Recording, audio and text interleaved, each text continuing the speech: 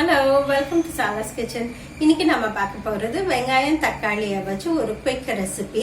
இப்ப நம்ம வந்து இட்லி தோசைக்கெல்லாம் சாம்பார் சட்னின்னு இந்த மாதிரி வைப்போம்.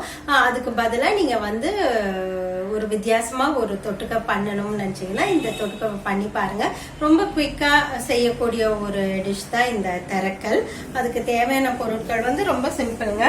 பெரிய வெங்காயம், தக்காளி, கொஞ்சம் கொத்தமல்லி எடுத்து வச்சிருக்கேன், அவ்வளவுதான். கொத்தமல்லி கருவேப்பிலை எது வேணுமோ நீங்க சேர்த்துக்கலாம். இப்ப வாங்க எப்படி செய்யறதுன்னு பார்க்கலாம். ஃபர்ஸ்ட் அடுப்பு பற்ற வச்சுக்கிட்டு நம்ம தேவையான எண்ணெய் ஊற்றிக்கலாங்க. இப்போ எண்ணெய் சூடாயிடுச்சுங்க. ஃபர்ஸ்ட் உளுந்தம் பருப்பு சேர்த்துக்கலாம். உளுந்து வந்து கொஞ்சம் ப்ரௌன் ஆன உடனே கடுகு போட்டுக்கலாம். இப்போ உளுந்து ப்ரௌன் ஆயிடுச்சுங்க. அடுத்து கடுகு கொஞ்சம் பொரிஞ்சதும் கொஞ்சம் சோம்பு சேர்த்துக்கலாம். சோம்பு. இப்போ அடுத்து வந்து நறுக்கி வச்சிருக்க பெரிய வெங்காயம்.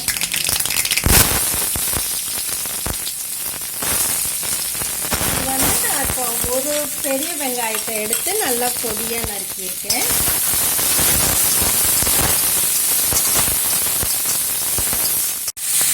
இப்போ இந்த வெங்காயத்தில் ஒரு மூடி போட்டு அடுப்பை சிம்மில் வச்சுருங்க. அது கொஞ்சம் வதங்கட்டும். வதங்குற நேரத்தில் நான் இதை எக்ஸ்பிளைன் பண்ணுறேன். இப்போ ஒரு வெங்காயத்துக்கு வந்து 2 தக்காளி நல்லா இந்த மாதிரி ஃபைனாக நறுக்கி வச்சுருக்கேன். இந்த எப்போவும் என்ன பண்ணுறதுன்னா, இந்த தக்காளியை வந்து தோல் சீவிட்டோம்னா நம்ம வந்து அதை வதங்கும் போது ரொம்ப ஈஸியாக வதக்கிடலாம். ரெண்டாவது சாப்பிடும் போது அந்த தோல் வந்து நம்ம வாயில் ஒரு இடைஞ்சலாக வந்துக்கிட்டு இருக்காது.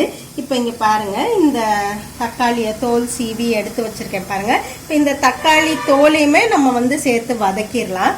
வதக்கிட்டோம்னா சமைச்சு முடிச்ச உடனே இந்த ஒரு பீஸ் தோலை அப்படியே நம்ம ரிமூவ் பண்ணிட்டோம்னா நமக்கு வந்து சாப்பிட்றதுக்கு அந்த டிஷ் வந்து நல்லா ஈஸியாக இருக்கும். இப்போ ஒரு 2 நிமிஷம் இந்த வெங்காயம் வதங்கி இருக்குங்க. இப்போ வந்து நம்ம வந்து இந்த தக்காளியை சேர்த்துக்கலாம். ஃப்ளேமை கொஞ்சம் ஹை பண்ணி இதுவும் நல்லா இப்போ வதங்கணும். இந்த தக்காளி தோலை வந்து நம்ம இதில் சேர்த்துக்கலாம். நமக்கு அது ஒரு எக்ஸ்ட்ரா கலரும் கிடைக்கும். ரெண்டாவது அந்த தோலை மட்டும் அழகாக நீக்கிடலாம். இப்போ இந்த தக்காளி வதங்கும் போது கொஞ்சம் உப்பு போட்டுருக்கலாம். இந்த அளவு உப்பு சேர்த்துக்கலாம்.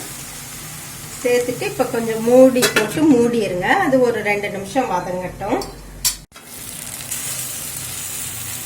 இப்போ கிட்டத்தட்ட ஒரு 2-3 நிமிஷம் ஆச்சு. இந்த மாதிரி ஒரு புளி கரண்டி வச்சு நல்லா அதை வந்து மேஷ் பண்ணி விடுங்க.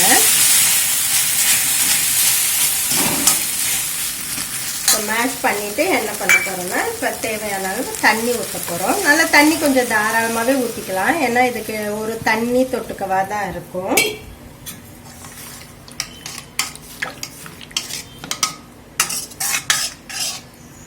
இன்னும் கூட தண்ணி ஊற்றிக்கலாங்க. சாம்பார் பொடி போட போகிறோம். சாம்பார் பொடி வந்து இந்த திக்னஸ்க்காக அது கொஞ்சம் இதில் 1.5 ஸ்பூன் போடுறேன். அடுத்து நமக்கு வந்து கலரிங்க்கு வந்து இந்த பிளெயின் சில்லி பவுடர் வந்து தனி மிளகாயை வாங்கி மிஷினில் வந்து அரைச்சி வச்சுருக்கிறேன். இதுவும் நல்ல ஒரு கலர் கொடுக்கும், ஃப்ளேவரும் நல்லாயிருக்கும். நான் சொன்னேன் பாருங்கள், அந்த தோல் வந்து இப்போ தோலை வந்து தனியாக நம்ம எடுத்து தூர போட்டுடலாம். இப்போ கிட்டத்தட்ட 5 நிமிஷம் ஆச்சுங்க. மூடி போட்டு கொதிக்க வச்சுருக்கோம். இப்போ பாருங்கள், நல்லா அது கொதிச்சிருச்சு. இப்போ மிளகாத்தூளோட பச்சை வாசமும் போயிருக்கோம். இதுதான் இதோட கன்சிஸ்டன்சி. இப்படி தண்ணியாக இருந்தால் நல்லாயிருக்கும். அதுக்கு மேலே கொத்தமல்லி சேர்த்துக்கலாம்.